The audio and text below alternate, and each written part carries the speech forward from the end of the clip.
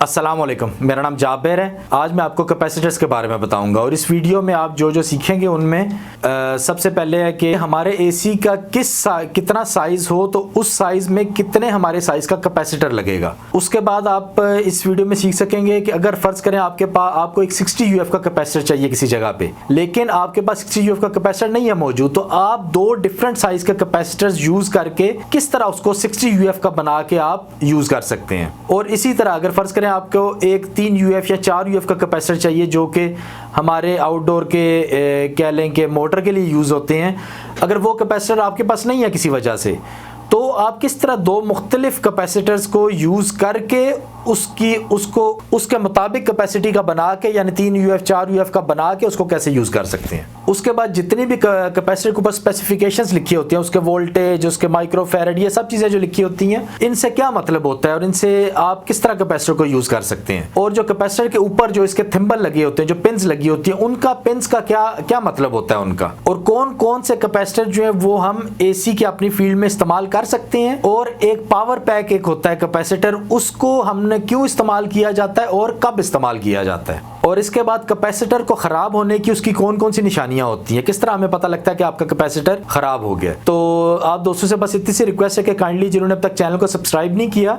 वो सब्सक्राइब कर दें और बेल आइकन को भी प्रेस कर दें। बहुत बहुत शुक्रिया आपका। अच्छा, तो मैं आपको 3 तरीके बताता हूँ जिनसे आपको पता लगेगा कि हमें कैपेसिटर का साइज़ कौन सा यूज़ करना चाहिए और एसी के साइज़ के हिसाब से उसमें कितने यूएफ का कैपेसिटर लगाना चाहिए। तो इसमें जो असल तरीका है वो सिर्फ एक ही तरीका है। आप फ़र्ज़ करें एक कंपनी है, कंपनी ने अपना एसी लगाया, उसमें उसने 40 यूएफ का कैपेसिटर लगाया है, लेकिन कुछ अरसे के बाद उसका कैपेसिटर ख़राब हो गया और एक टेक्नीशियन आया तो उसके पास 40 यूएफ का कैपेसिटर नहीं था, तो उसने क्या किया, उसने उसकी जगह पे 30 यूएफ का कैपेसिटर लगा दिया। अब जब कुछ अरसे के बाद दोबारा उसका कैपेसिटर ख़राब होगा और आप उसकी जगह वहाँ पे जाएंगे, तो जब आप उसको यूनिट को खोलेंगे तो आप पुराने कैपेसिटर का साइज़ देखेंगे जो कि 30 यूएफ होगा, और आप उसी को 30 यूएफ से रिप्लेस कर देंगे, या अगर आपके पास नहीं है तो आप 25 यूएफ का लगा देंगे। तो इस तरह वो कंप्रेसर बहुत जल्दी डैमेज हो जाएगा और ख़राब हो जाएगा। तो इसके लिए जो प्रॉपर तरीका है वो यही है कि कुछ कंप्रेसर्स के ऊपर कैपेसिटर का साइज़ भी लिखा होता है, तो आप कंप्रेसर के ऊपर देख लें उसका साइज़ लिखा हो, या हर मोटर के ऊपर उसका साइज़ लाजमी लिखा होता है। आप किसी भी मोटर को अगर कैपेसिटर चेंज कर रहे हैं उसके मोटर के ऊपर उसका साइज़ देखें, या अगर उसके यूनिट के ऊपर लिखा हो या उसके मैनुअल में लिखा हो तो वहाँ से देख के अगर आप उसका साइज़ चेंज करेंगे तो ये आपका एक एक्यूरेट तरीका है, बिल्कुल सही तरीका यही एक है। तो इसके बाद जो दूसरा तरीका है वो ये होता है कि वो तरीका हर लड़का इस्तेमाल करता है, वो तरीका हर आदमी अपने एक्सपीरियंस के हिसाब से करता है, जिसका कोई फार्मूला नहीं है। वो इस तरह के काम कर करके हमें मालूम हो जाता है कि कितने टन के यूनिट में कितने यूएफ का कैपेसिटर लगा होता है। तो उसके लिए जो नॉर्मल है वो ये है कि आपका 1 टन का जो एसी होता है ना, उसके लिए तकरीबन आपका 30 यूएफ का कैपेसिटर लगाया जाता है। इसी तरह 1.5 टन के एसी के लिए 45 यूएफ का कैपेसिटर, 2 टन के लिए 55 यूएफ का कैपेसिटर, और इसी तरह 2.5 टन के लिए 65 यूएफ का कैपेसिटर। तो ये हमने अपने एक्सपीरियंस से सिर्फ अंदाज़ा लगाया होता है, इसमें प्लस माइनस 10% हो सकता है। अब ये प्लस माइनस 10% क्या होता है ये मैं आगे आपको बताता हूँ।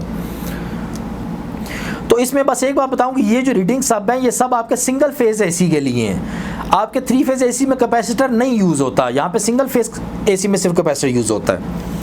तो इसका तीसरा तरीका ये होता है कि ये एक मैंने डायग्राम बनाई है, ये देखें, ये आपका कैपेसिटर है, इस पे ये जो हर्म की वायर है ये आपके कंप्रेसर में जा रही है, यहाँ पे आप लगाएं अपना क्लैम्प मीटर एम्पेयर चेक करने के लिए।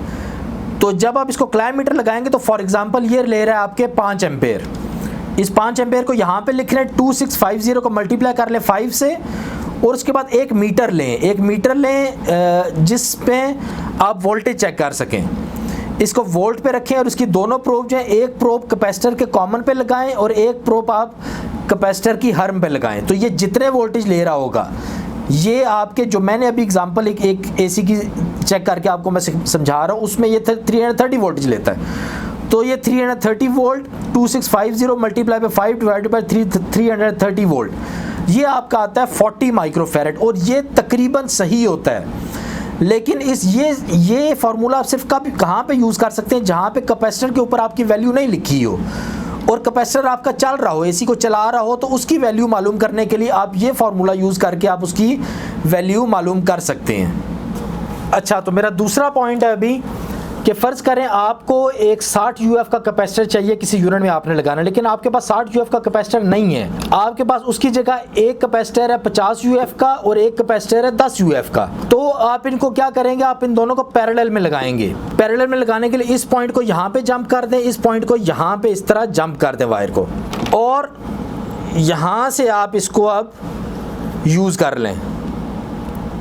आपने जहाँ पे भी इस कैपेसिटर को इस्तेमाल करना है, आपकी ये दो वायरें आप अपने जहाँ पे यूज़ करेंगे तो ये आपको 60 यूएफ दे रही होंगी, यानी 50 + 10 मिलकर 60 बन गए। लेकिन इसमें एक बात बता दूं कि जो हमारा नॉर्मल मीटर होता है उससे आप कैपेसिटर को नहीं चेक कर सकते। आप उससे सिर्फ ये चेक कर सकते हैं कि कैपेसिटर में आपके चार्ज है या नहीं है। लेकिन माइक्रोफैरड चेक करने के लिए आपको लाजमी स्पेशल जो कैपेसिटर चेक करने का माइक्रोफैरड चेक करने वाला मीटर होता है वो ही यूज़ करना पड़ता है, उसके अलावा आप नहीं चेक कर सकते।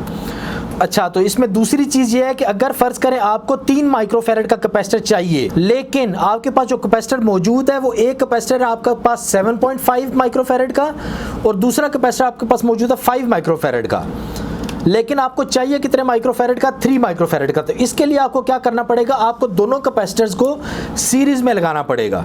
सीरीज़ में किस तरह लगाएंगे, आप ये एक कैपेसिटर को यहाँ से एक पिन से इसकी दूसरी पिन पे ज्वाइन कर दें और ये जो दूसरे दो आपके टर्मिनल्स हैं इन दोनों को लेके आप अपने जहाँ पे भी आपने इनको यूज़ करना है कॉमन एज ए कॉमन और एज ए स्टार्टिंग इसको यूज़ कर लें, तो ये आपको 3 माइक्रोफैरड देगा। इसको मैं आपको इस पेपर पे बताता हूँ। सबसे पहले आप क्या करें, ये 7.5 का कैपेसिटर है, ये 5 का कैपेसिटर है। 7.5 को मल्टीप्लाई कर लें 5 से, उसके बाद दूसरी साइड पे इसी 7.5 को प्लस कर लें 5 से। इसका जो आंसर आए और इसका जो आंसर आए इन दोनों को आपस में डिवाइड कर दें। ये देखें, इसका आंसर आया 37.5, इसका आंसर आया 12.5। तो जब 37.5 को हमने 12.5 से डिवाइड किया तो ये आपका 3 माइक्रोफैरड आएगा। अच्छा, तो नेक्स्ट बात मैं आपको बताता हूँ ये कैपेसिटर की स्पेसिफिकेशंस के बारे में। इसमें आप अगर गौर से देखेंगे, ये सबसे ऊपर इसके वोल्टेज लिखे हुए हैं। ये वोल्टेज है इस पे 450 वोल्ट। अब क्या है कि अगर आपके पास कोई कैपेसिटर ऐसा है जिस पे 450 वोल्ट लिखा हुआ है, इसकी जगह पे आप इससे कम वैल्यू का कैपेसिटर नहीं लगा सकते इसके वोल्टेज के हिसाब से। यानी अगर आपके पास 370 340 वोल्ट का कैपेसिटर है तो वो इसकी जगह पे नहीं लगा सकते।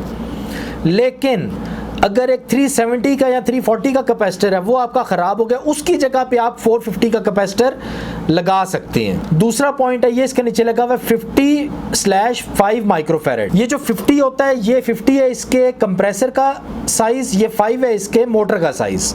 तो इसके आगे लिखा हुआ है 5 -5% और +5%। ये सबसे इंपॉर्टेंट चीज़ है। ये -5 और +5 का क्या मतलब होता है ये मैं आपको पेपर पे बताता हूँ। तो इसके अलावा जो इसमें देखने वाली चीज़ होती है, ये इसके 3 पॉइंट्स होते हैं। इन पॉइंट्स को आप किस तरह एक दूसरे से सेपरेट कर सकते हैं, ये देखें, ये एक पॉइंट के ऊपर 2 पिन लगी हुई हैं।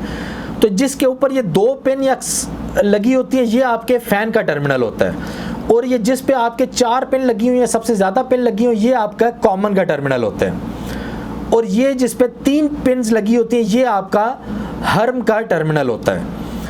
और ये आपका ड्यूल कैपेसिटर है, यानी इसमें फैन प्लस कंप्रेसर दोनों के लिए ये एक ही कैपेसिटर है। इसका आधा पोर्शन जो है वो आपके कंप्रेसर के लिए यूज़ होता है और इसका दूसरा आधा पोर्शन आपके फ़ैन के लिए यूज़ होता है। तो ये जो +-5% है इसका मतलब बताता हूँ। अब इस कैपेसिटर की वैल्यू है 55 माइक्रोफैरड।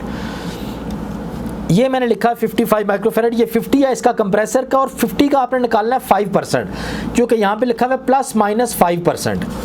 तो 50 का 5% कितना होगा, 50 × 5 डिवाइडेड बाई 100, 2.5%।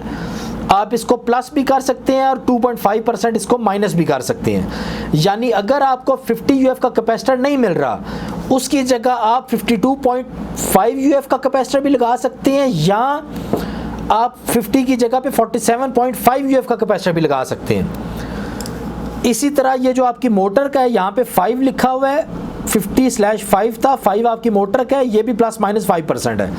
तो जब आप 5 का 5% निकालेंगे तो ये आएगा 0.25। 0.25 तो मोटर के जो कैपेसिटर है उसका साइज़ है 5 UF, इसकी जगह पे आप 5.25 UF भी लगा सकते हैं और इसकी जगह आप 3.75 UF भी लगा सकते हैं। तो ये मुख्तलिफ कैपेसिटर्स के ऊपर मुख्तलिफ होता है, किसी के ऊपर ±5% होता है, किसी के ऊपर ±10% होता है। तो जो भी उसको लिखा होगा उस हिसाब से आप कैपेसिटर का साइज़ ज़्यादा या कम कर सकते हैं। लेकिन ये याद रखिएगा कि कभी भी कैपेसिटर का साइज़ ज़्यादा लगाने से या कम लगाने से आपका जो कंप्रेसर है या उसकी मोटर ओवरहीट हो जाती है और अगर आपने बहुत ज़्यादा कैपेसिटी का लगा दी है तो वो आपका कंप्रेसर या आपकी मोटर को डैमेज कर देगी। और ये हमारा एक होता है, इसको बोलते हैं पावर पैक।